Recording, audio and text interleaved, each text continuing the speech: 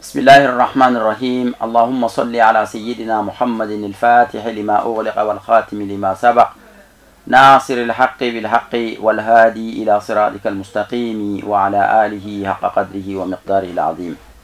أما المشرف التي بلا جبا ومبفو نسلم يكفولينو ألاك كشينا كهينا كبركة على فوكك أني أو بلا جلنا بو مولودو تكو دولي أنغا جوانا ينكونو أني جيا فانتا أني ناني بلا جلنا أني سوجيا كنو بسيجي أنغا مصري كونو كنو باو كان دولاتي كنو كان أني كنو بانا سيداو كان فوقتاسي أنغا دو كونو نولا أنغا ديما يو كونو وحكمو كوننا yara la kaw ka dimbaya mimbe bamakano sokoroji uluye kene baski kuka nisodia ira ni kiraba Muhammad sallallahu alaihi wa alihi wasallama uye min chienta ufaw ni umo kawla uma o ladaimbla o kene sigira December kalo kle folo samba fla ani tan ani shegi yara la kaw ka dimbaya la sokoroji ankara mo wajulu kala chaman tume keneka o kuma na anyi ala kira kula sallallahu alaihi wa alihi wasallama anyi min soro o kene na anga je anga ulame nyogon fe ikanka doso labe min kono aljanna kono kabini ibe qabru kono abo yirila kabini qabru kono wa ota banne yede fokata dinya wuli nyana finte emine o ya durunay neni edebe nyogonka nedi bi baro fokata dinya wuli wala na fora ka ma nisoje dama nin duru o sorola kono ni ma min nisoje ni kiradu sallallahu alaihi wa alihi wa sallam ni ma min nisoje ni kiraye fanyu men be fo o tigla may kira ma ka nisoje ni kiraye ambo misalta Khubayb ibn Uday ambado ni kira ka sahabai mu na amina na kafiru fe kafere makka konana afere lenko o ya soro o watila kalo de don fil ashhurul hurum kalo min nate daga keleka ko konnana kadaka hal kafiru kumbe kalonun gasisi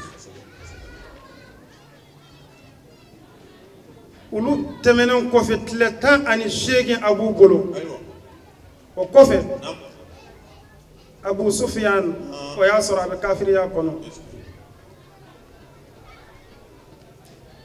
ako anga bona ya anta fagade ambeta de amba siri yirila ka dlon ka toro fanin gabi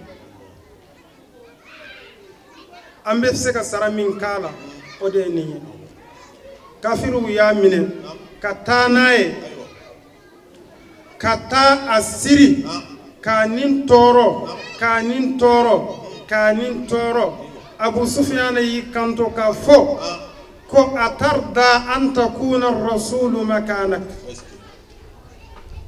ako eske ebe toro min kono sisa eba kanu kira kana e place la e ka blawa ako wallahi nyen kale alala kira be yoro minna nete fe hani ngoni ka wagasi jango aga kene place ya fam ayni kuma kayin fo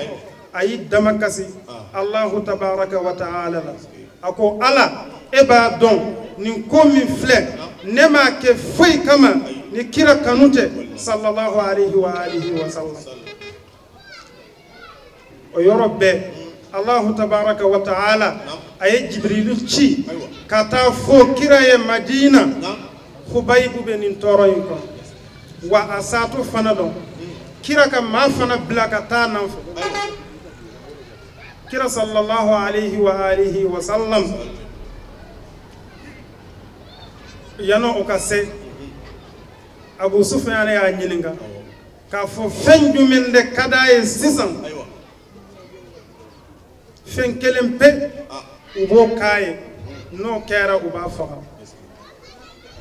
ako kuka foni abi feka joko fla salli Allahu tabaraka wa ta'ala nuko man ka fen damina dina kono ni ma kumbe saka joko fla sali adamina nin sahaba kayinde adum afora kira ya sabati fana ibadon kira ko ni make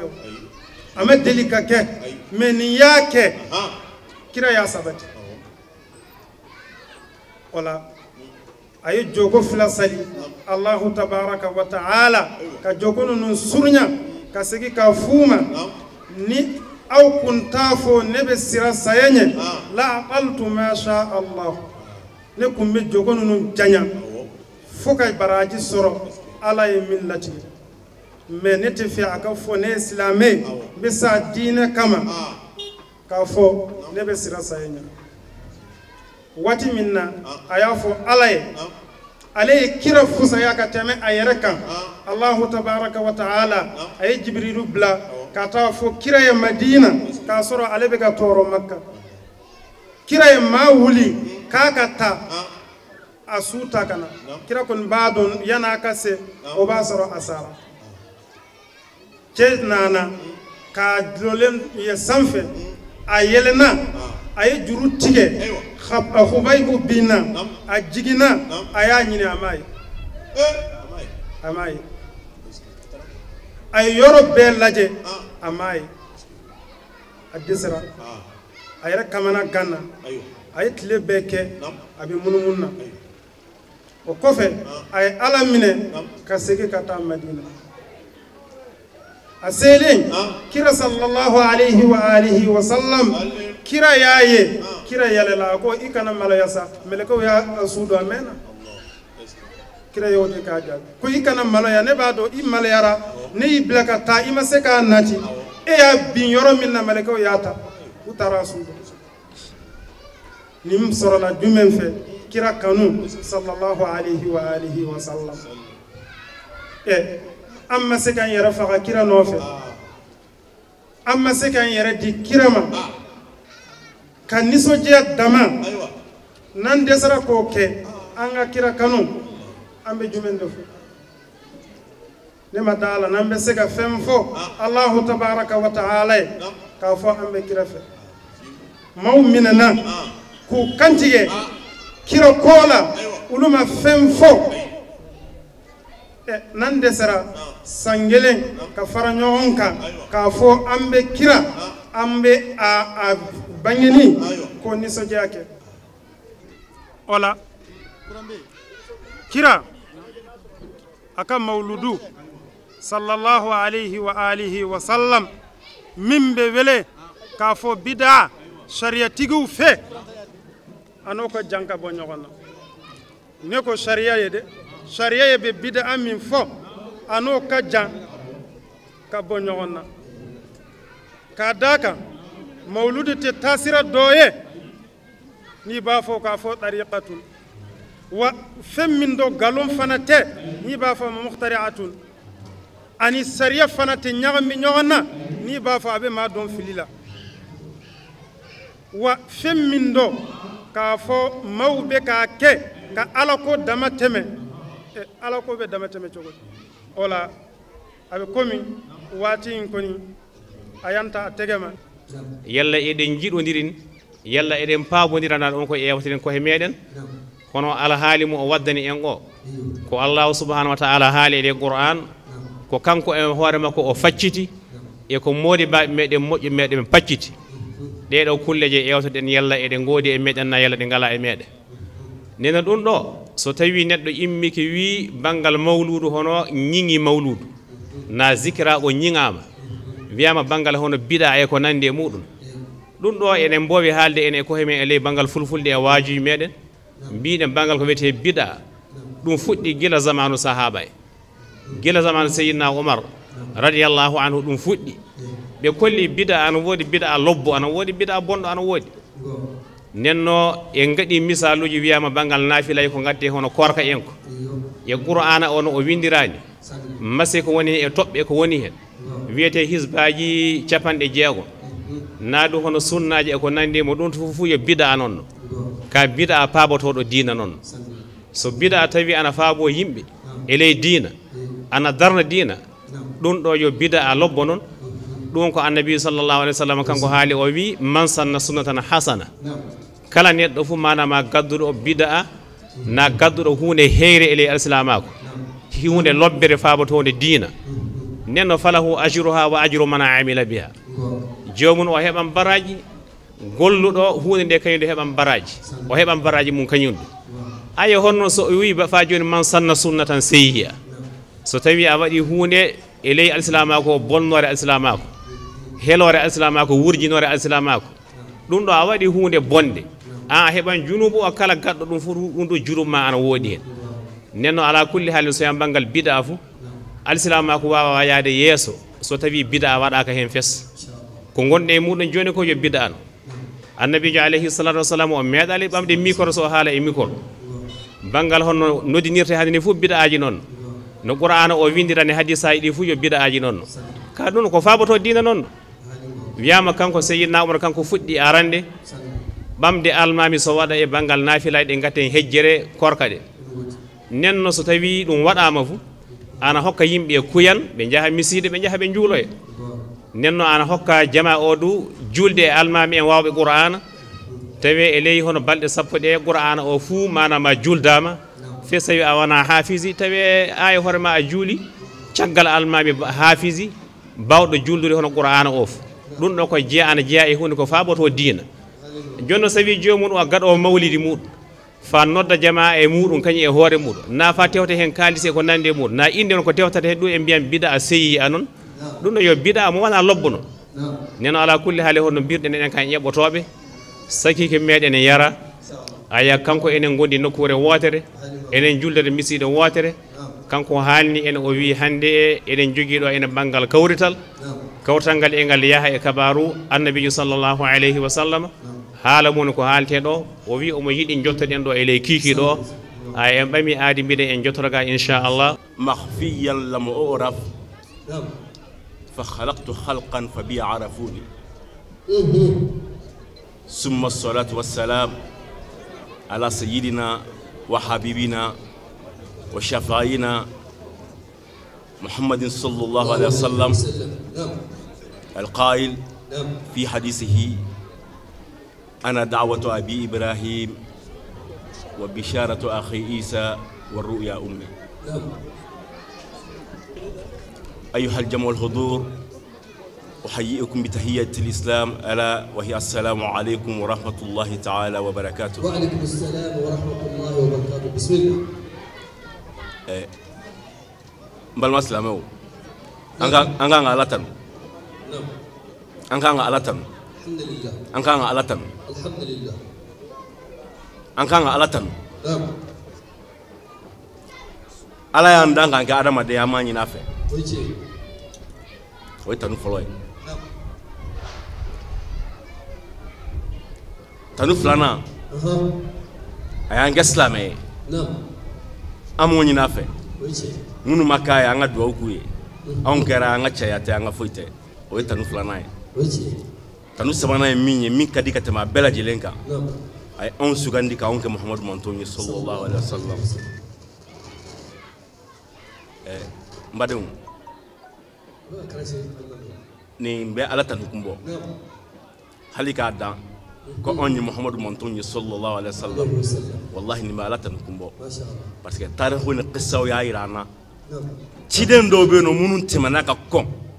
rasulu ka cili ɲɛ sallallahu alaihi wasallam sayyidina Musa kalimullah a ye ala kumaɲɔgɔnya turu sinda kulu la waati min na a ye fɛn 11 ɲini ala bolo ala ko a ma ko a ye nin bɛɛ kɛrɛnkɛrɛn o fɛn 11 bɛɛ kɛrɛnkɛrɛn k'a di muhamadu mantonw de ma sallallahu alaihi wasallam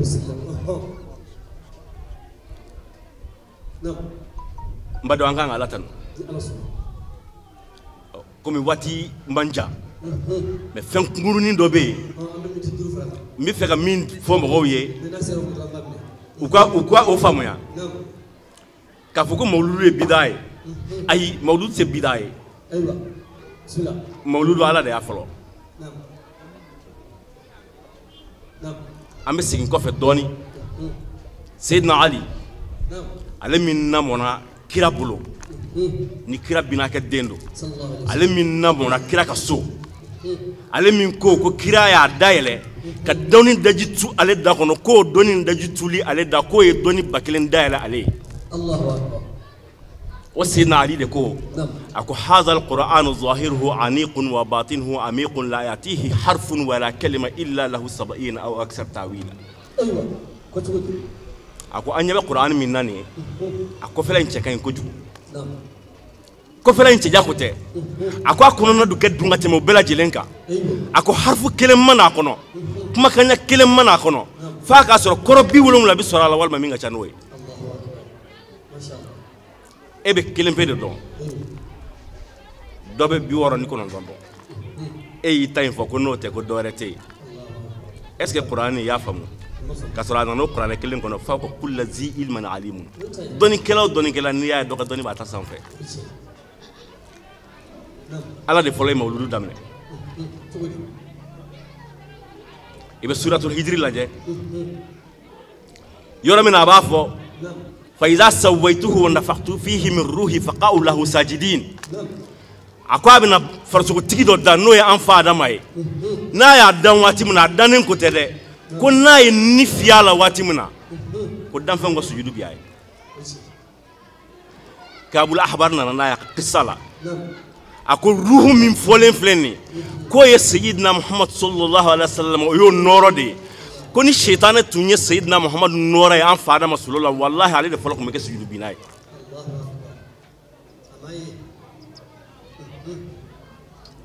اوبماني دامني روبي مولولا اي اونت اون يا سور مولودو بي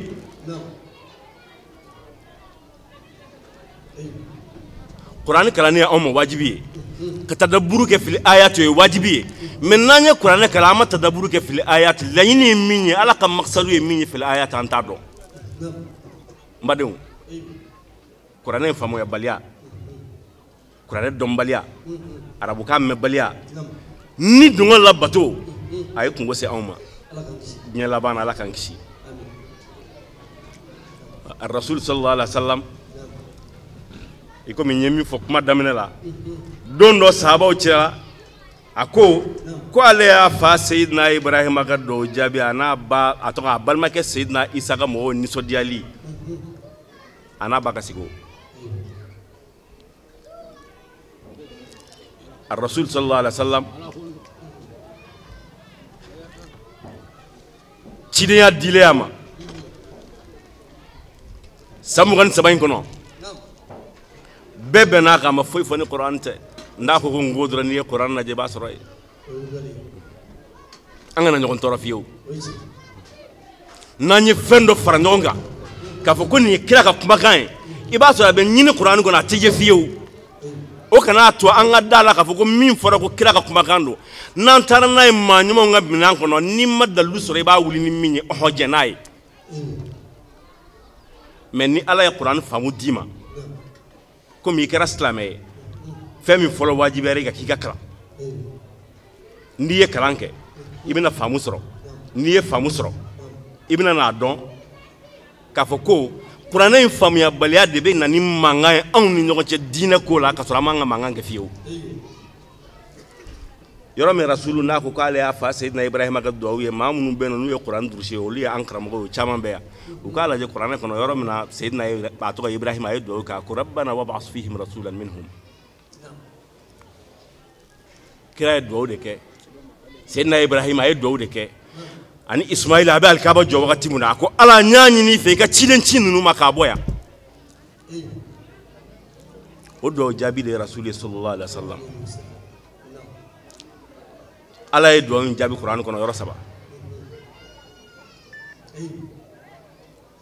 فلو فلو دو كرا سورة البقرة منا نتارا نفه ابنا كما أرسلنا فيهم رسولا منهم على يدوين جابي بعدين ابتا نفه سورة آل عمران لقد من الله على المؤمنين إذ بعث فيهم رسولا منهم على يدوين جابي أمتا نفه سورة الجمعة جمعة المامو بمغسل ناي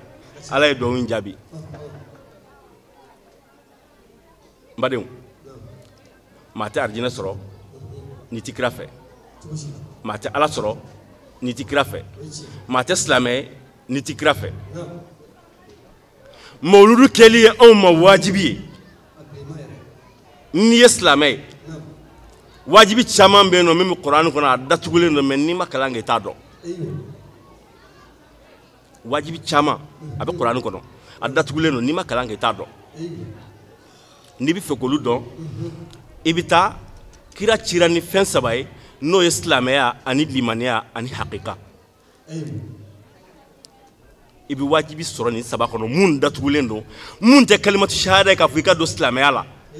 mun tɛ sali ye min tɛ sun ye min tɛ hiji ye min tɛ jagabɔ ye i bɛ wajibi caman sɔrɔ kuranɛ kɔnɔ wa mawludu y'o dɔ ye ya Rabbi an b'a ɲini ala fɛ ala k'an dusu kɔgɔ kira kanu na ala k'an dusu fa kira kanu na ala k'an kɛ kira kanunaw ye an sigilen filɛ kɛnɛ min kan n'o ye mawludu kɛnɛ ye an mansaw y'a kɛ ka bila anw ɲɛ u y'a ta kuranɛ kɔnɔ i bɛ suratu nisa'i aya 9 lajɛ وليخشى الذين لو تركوا من خلفهم ذرية ضعافا خافوا عليها فليتقوا الله وليقولوا قولا سديدا والله أنا ما دني سرنا على إيك على سرنا جورا بيدهم عن ما يلا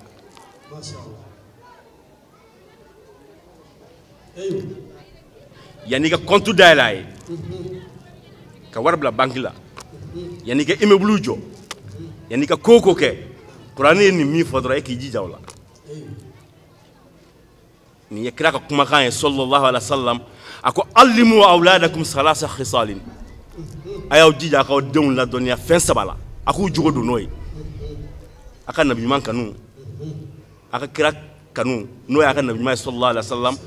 qur'an kanu ani kira bonnaw kanu wallahi ni adama de ni saba sɔrɔ ye fɛn bɛɛ lajɛlen sɔrɔ parce que ni ye kira bonnaw kanu ina kira sɔrɔ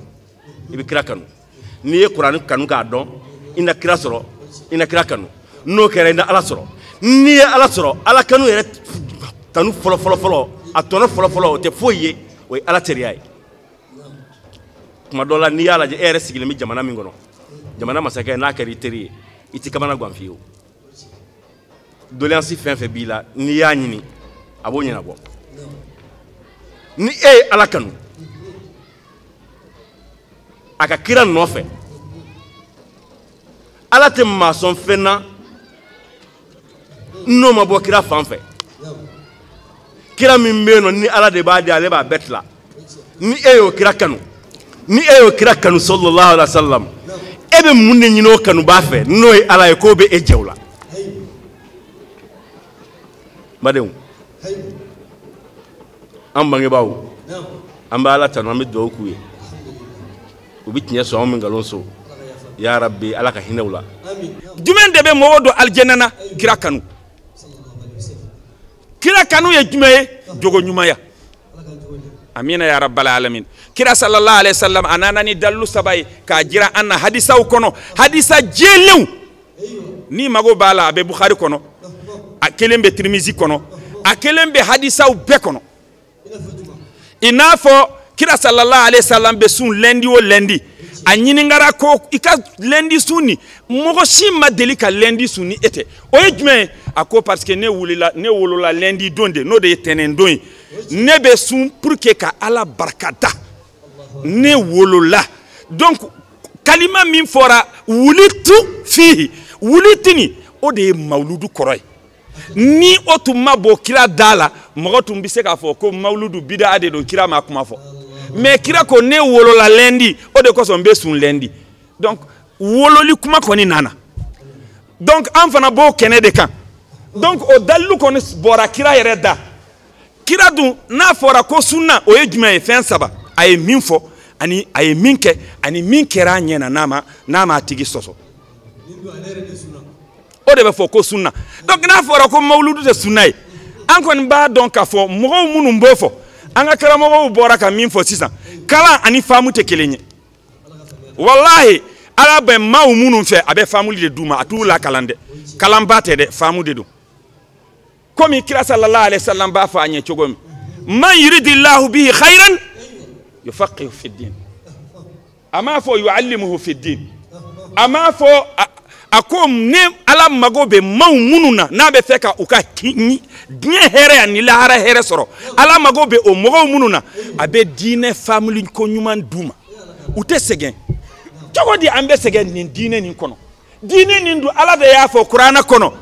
يريد الله بكم اليسر ولا يريد بكم الأسرة نم بفك أو كا نغويا دي سرو دين نينكونو الحمد لله على كا فاميلي كونيومان دام كبارك يلي فنا نغويا أني donc ala ko kira ko amma aka hadisa folo mimbe kitabu bekono ne wolola tenendo ndesunka ala barka danai tene sunni foka na se bima kira ma fo ma sika sun mogo be sunde ka kira ka sirat de tama donc kira ko wolola di o de ko so sunna donc nanye sambeke ka o wololi kuma ni manifester problème be yorodme nyogon soso be yorodme aflana kira sallallahu alayhi wa sallam ayafo akakuma kan jelen kono tirmizi kono aka asam biduru ni wolon fla don anale madina sans tananina aye mo fara nyonka aka dembaya ana teriu bubakari ko anga bi farali nyonka o yejme ako wallahi au ka bi farali nyonka o ye ne muhammadu togoni kera here akera nemay togoni wallahi togoni kera makari wallahi togoni kera hine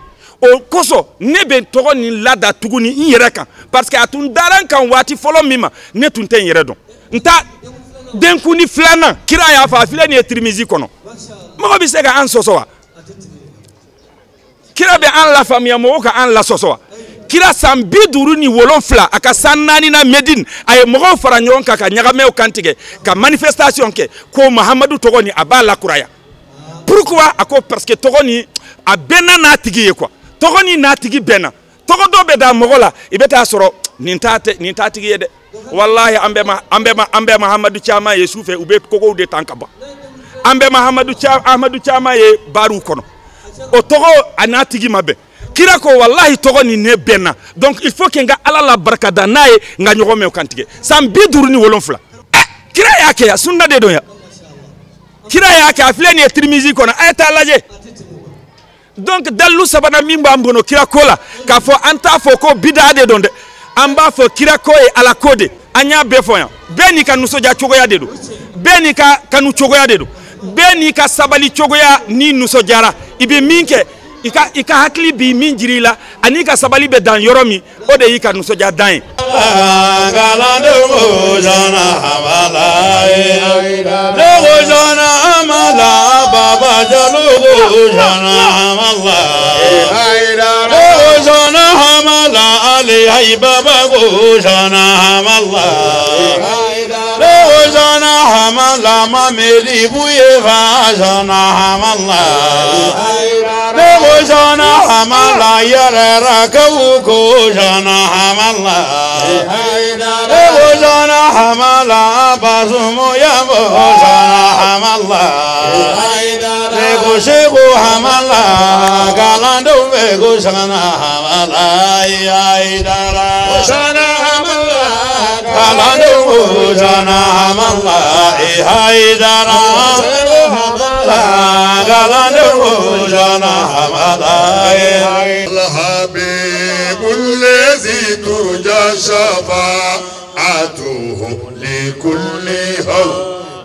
من الأحوال مقتحم مولاي صل وسلم دائما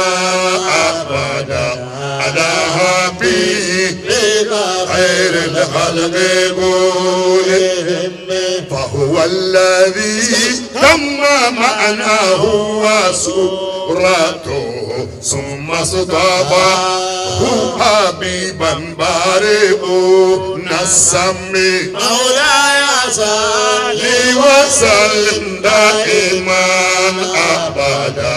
على حبيبك خير الخلق كلهم يا اكرم الخلق ما لمن آلو زبيه سواك إن دخول للحادث الأمم مولاي صل وسلم دائما على حبيبك خير الخلق كلهم من يعتصم بك يا خير الورى شرفا فالله حافظه من كل منتقم كوكيشي من بي على بلو نعمة من بي على بلو هنا من بي على بلو barika min bɛ ala bolo a kana foyi garder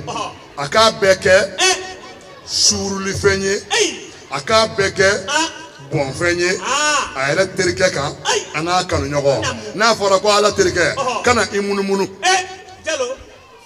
ala teri ye maa kelen de ye o ye jɔn ye muhamadu rasulullah n'a fɔra ko ala kanuɲɔgɔn a ma se miiri ma ala kanufɛn ye kelen de ye o ye jɔn ye muhamadu rasulullah awɔ maa keguman tɔw olu taar'u jɔ ala kira kɔfɛ aran na yasa ni ala bɛ hinɛ min bɔn kira kan dɔ k'u sɔrɔ o tuma ne ni aw ala k'an bɛɛ don kira hɔrɔma la ngima ngo mauludu masala ye masala nɔgɔmanba waati koro ni waati kuntala surunya kɔsɔ i kuloma dɔ i kan lamɛn nafa min bɛ mauludu kɛli la hɛrɛ min bɛ a la nɛɛma min bi sɔrɔ a la diɲɛna yan kaburu kɔnɔ ka se lahara ma Ciba Muhammadu a yɛrɛ tɛnɛmuso Sofiyatu binte Abdul Muttalib o de bɛna kuma n'i ma Safiyatu dɔn Abdullahi balimamuso dɔ don a lamɛn alakira tɛnɛmuso a bɔra cɛw mun na ni cɛninw don a lamɛn Khandaku kɛlɛ bɛ kɛ don min aw ko ko Lahazab o kɛlɛ bɛ kɛ don min o don kafiri bɛɛ a don mɔgɔ tɛ silamɛ ye u bɛɛ farala ɲɔgɔn kan ka kɛ gurupu kelen ye k'u bɛ silamɛya faga k'a to a bamuna kɔnɔ Lahazabu yɛrɛ kɔrɔ de y'o ye o taasira bɛɛ farala ɲɔgɔn kan ka kɛ kulu kelen ye contre Muhammed o don kira bɛ min Madinɛ sahabaw bɛ dingɛ sen na waati dɔ la ko Khandak o kun ye kɛlɛ fɛɛrɛ dɔ ye jɔn ye o système fɔ Sheikh Salman Al Farisi ka bɔ Iran jamana kan alakira ɲinini alakira ko recherche o de y'ale se Madinɛ ka kɛ jɔn ye tuma min na Salman Al Farisi ni alakira ye ɲɔgɔn ye n'a tora alakira nɔfɛ a ko ale tɛ alakira bila sabu ale kɛra jɔn ye Muhammadu ɲinini de sen fɛ a ko Salman Al Farisi ale de ye nin kɛlɛ fɛɛrɛ fɔ alakira ye a ko n'a y'a sɔrɔ wahayu de jiginna ka nin fɛɛrɛ fɔ n b'a fɛ an ka t'o la mais ni wahayu ma jigin ne kɔni b'a fɛ Iran anw bɛ kɛlɛ kɛ nin modèle de la n'u nana an bɛ dingɛ tigɛ k'an ka dugu entouré n'an ye dingɛ sen anw bɛ t'o dingɛ kɔnɔ an ni dingɛ kɔfɛ an ni ninnu bɛ ɲɔgɔn kiru ni kalakisɛ ye bari sabu ka d'a kan u ka ca k'a dama tɛmɛ anw fɛnɛ man ca n'an ɲagamina ɲɔgɔn na o tɛ fɛɛrɛ ɲuman ye an ka to dingɛ kɔfɛ olu bɛ to dingɛ kɔfɛ o dingɛ sen waati donyɔrɔ kelen pe min bɛ yen ni maa bɛ se ka don Madinɛ ka silamɛw janfa ka munumunu u kɔfɛ o so dɔ de bɛ yen aw b'o de koko ta kafiru bɛ don o fɛ ka taa munumunu silamɛw kɔfɛ k'u to kɛlɛ la jaja alakira tɛnɛmuso sigilen bɛ o so kɔnɔ a labɛnnen don a n'a ka muru kafiri dɔ de ye koko ta parce que u y'a fɔ a ye ko musow dɔrɔn de bɛ o so in kɔnɔ ko cɛ tɛ yen alakira tɛnɛmuso de ye kafiri kɛ dontɔ ye a taara minɛ ka tɛnɛni feere k'a bɔ k'a bin k'a ka muru bɔ k'a kan tigɛ fo ka dugumakolo tigɛ ko an m'a fɔ ko cɛw bɛ yen wa aw ma nkalon tigɛ k'a bɛɛ muso wa n tɛ cɛ dɔ ye wa alakira tɛnɛmuso de kun don Safiyatu bintu Abdul Muttalib Safiyatu Abdul Muttalib ale de bɛna kuma i ye a ko alakira ka mawuludu su رأيت ووجدت فيه 6 علامات akwaye kabako munu nya ala kira ka mauludula kira bangene ko kabako ma kenya ko mimi ma hakile wuli ki hawda kabako woro kabako ba woro a folo kabako folo yakte bismillah أقول لما ولد صلى الله عليه وسلم سقط ساجدا شباب بانجت مامي أنا أسيرة دعوة كلوكا كبارة فلا كرا سجودي لربه أمي أكبارة فلا أقول لك كبار سجود لا أي سكي إنا فبالغو وبي سكي تقومي تحيا كلامنا كبكو فلانا كروي فقال أشهد أن لا إله إلا الله وأشهد أني رسول الله صلى الله عليه وسلم شيبا كبكو فلانا كراني أقول له سفياتكو كوا سبنا كو دو وجهه يفوق البدر كو شيبا بنغنا يورمي كوا تيندا نورو كوا تونغابو ayele ka boni kalo kletan nani Allah Sheikh Umar yeni fo ala jo martal yeni fo misra kawe ani misra kawe bina orobal de nyogoma adonto paton kono kata makanja banaka yoro jide be misra ni makanje uko Sheikh Umar ko antum ba fe ka baro do ni ngai Muhammadu kola akoko wati corona tante ngamena min fo ye nuko Muhammadu ma ko badru ko kalo ubi fe ka mangutu de na we do bo valer la fa qultu suqalahu kalo te ala kirai aya bulu de yeshi kalo ma afara la flay ni ko ye kalo ye do bo valer la nuko ko ala kirai kle kinaya do ka mangutu ke iktasa minhu kle noro tara ala kirai noro de la sallallahu alaihi wasallam ha Allahu akbar ako basite ko kabako sabana ko ala kira tena noro kunga boni kalo kletan nani Allah Safiyatu de côté Mauludu suere 4h du matin kase 5h ma muso bunu dona amba Amina taka kata dingura laje atene muso bala akoko ka ale denta ka be den ko ka je sabu ni den wolola abiko akko ale ka be den ko mangande bora kogola ina fo bafulu hey kana yera seka kaniko ajelendo adaba masa minya kanu ka bilakana o de ya ko ka je pas ka bilakana ajelendo ale bina ma nogole onde je ala kira to ko tahirun ala kira to ko mutahharun ala kira to ko tayyibun sayyidun rasulun sallallahu alayhi wa sallam netada netoyi ne sebene me madina misri kono to ko ke mefla ne to ko nani Allah buru non tara la jelde kama kase ka lakale maka madina almami yere be do yoromi mihrabu kono ala kira to ko mi sebene be mihrabu yere wo kono o de ruhul qudus ne joray almami tongo fe kan kamangu aka garde corps kamana Muhammadu kola na on tita ye ka segi chamantela jusqu'au fond arabu tayu fakae na Muhammadu kanu chawbi nyogonda no de ibi wala ju jumendo ta to e baba otige ni kira ko fatun dala ahmad hamahullah la ilaha illallah nae safini witri seli suwosu abe qur'ana de jige safini witri la alif lam mim zalikal kitabu kana blafo wan nas safini witri hamala tu meni de ke aw hakila ko to ko mbora gwansande wa ena sura politique do ko to ko bora ko politique akleta mena halbi atokote wa mo mi nyogona dembe ka buye mo mi nyogon o dembe ka buye awta nyini ko tigi do subaga jatigi ke o ti ma gwansa subaga jatigi ke ni subaga nana dugula abe jigi mami ngaso o fenete ma gwansa aya nyini aka chewdo wa chewbe ke chewye ni Muhammadu de as-sayyid al-kamil al-fatih al-khatim inoro ala ni ya mine kase degere mi iyere be yele chew sanfe no degere ablaban ni ya bla sisa ibe ken toriye ma obu sende rika wa ibe nyekene ke ne kanto ma ko kabako naani na k'a ko k'a bɛ alakira ko mankan bɔra kogo la ko a kana ko alakira jɛlen anw de nɔgɔlen don a nakun ye ka anw jɛ a ko kabako duuruna ale ko k'a bɛ alakira da bamunan kɔnɔ k'a b'a yɛlɛma alakira kɔ a y'a sɔrɔ tampɔn b'a la hadamaden tampɔn ma hali e yɛrɛ ka papiye ni kase ma k'a la a ma légaliser wa buna hadamaden légaliselen ala sɛbɛ muhamadu don a wɔsiji mana da maa min kan ka janaba k'i la ala ko janaba banna i man ka kuma in faamu wa a ka fɔ Seydina Bakar dɔ wɛrɛ tɛ koyi don min a sɔnna alakira la o don de Seydina fɔra a ma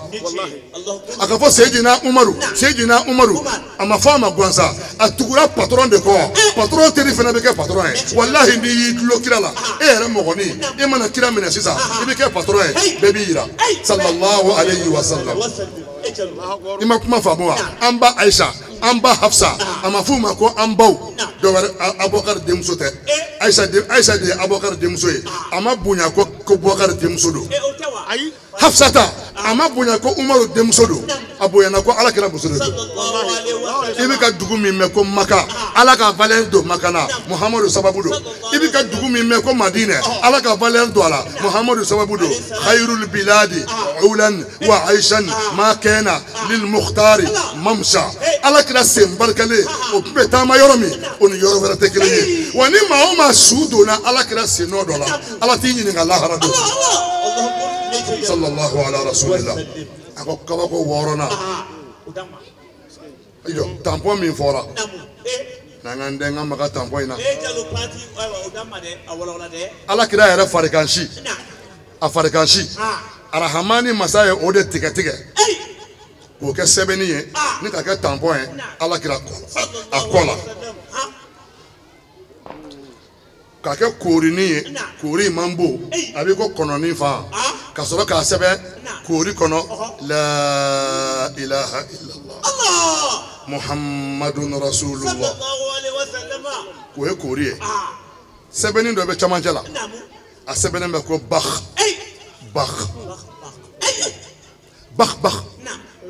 n'an k'an b'a maana bɔ ani min ka surun ɲɔgɔn na bamanankan na wali tubabukan na ni ko bravo a n'o de ka surun ɲɔgɔn na tɛgɛrɛ kan ka fɔ cɛ min ye ni défaut t'a la a si bɛɛ alakira don a bɔra yɔrɔ min défaut t'u la alakira don a mankutu a bɛɛ ye ɲuman ye alakira don a jogo a bɛɛ ka sani alakira don a tɔgɔ a bɛɛ ka sani alakira don ala ma baga kira ma ka foyi d'a ma a y'a bɛɛ baara kɛ wa a b'a bɛɛ mérité wa alakira tɔgɔ dɔ bɛ yen a lamɛn n m'a fɔ ne b'a dɔn dɛ i bɛ kaw jakitew ɲininka u bɛ tɔgɔ in fɔ i ye ni muso sɛgɛnna tin na a ma se ka den wolo a bɛ maternité kɔnɔ a bɛ lɛri saba bɔ a ma se ka den wolo den ka bon de wa den ma se ka wolo dɔgɔtɔrɔw labɛnnen don an laban bɛna muso in opéré ka kɛ césarienne ye yaasa den ka balo ba ka kisi u labɛnnen ye k'u bɛna muso opéré alakira tɔgɔ in i b'a sɛbɛn bolo kɔnɔ ka n'a fɔ muso tintɔ dalen ma hey yan filɛ dɛ n'a y'a filɛ i b'i bolo ɲɛ s'a ma n'a ye alakira tɔgɔ ye a sera k'a kalan o a ma se k'a kalan o yan'a k'a ɲɛ bɔ alakira tɔgɔ la o b'a sɔrɔ denkɛrɛnin ko ŋɛɛ. baara ninnu kuncɛlen yaralakaw hakilina min ye u bila nin na ani nisɔndiya min sɔrɔla baara in kɔnɔ u y'o lase an ma. hakilina mun y'an bila nin na nin tɛ ko kura ye an ka famille kɔnɔ surtout kabini an mɔkɛw n'a bɛ fɔ mun ma Yereweli o ye siyanɛ kalandenba ye ɲɔrɔ jamana kɔnɔ bɛɛ b'a dɔn ale ka kalandenya a ma dogo mɔgɔ si la k'a taa kabini ale ka tile la fo bi anw ye siyanɛ kalandenw kira kanu ni ye maa ye siyanɛ kalandenya la kira kanu de y'a s'i ma donc ni mawuludu sera o kɛra anw ma wajibi ye k'o nisɔndiya yira an ka famille kɔnɔ an ka kabilaw kɔnɔ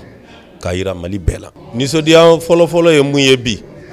Yereweli mɔden bɛ yɔrɔ yɔrɔ bi Bamakɔ kɔnɔ an bɛ ɲɔgɔn sɔrɔ yan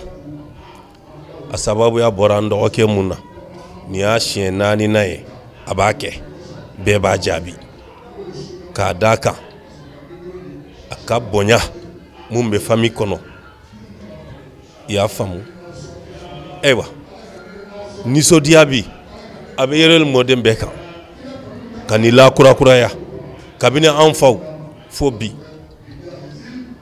nin koyi an ta fe ka dabla fana san wo san fana be continue ni ala ka je da kura laban mu mene bolo be mu fuye an kan jija nin koyi an kan tege di nyogoma parce que an nafaka bon bi an be doni kela fenfe do bamako ya an be munun do abebe kenen kayambi do aw mum be ka ken nin kenen kambi tuma do ala ka jonyuman do bala o be jabi beye donc dakurnya mumba am laba mum mene bolo ka do awke yara famille ani silame beye ani jamana ye jamana ka ala ka jamana sumaya ambe Allah taala dili bara munun kelen fleka ke ala ka bela jile mine anye wajulu mun kera ala kira tanu min fora anyina ala ka kesa we ka ala kira kanu jidi andu sukuna duwa mun fana kera ambe Allah taala dili ala ka duwa nunu jabi anye musaka mun fana dunani bara nununa afangala baro ambe Allah taala ala ka kenya dafalen di bela jile ma musaka nunu ka chaman bla anola ala ka sana taw fana gira ambe la jile na wassalamu alaikum wa rahmatullahi ta'ala wa barakatuhu. Ay bonne ne gramo goje mina kuma wili balila be manga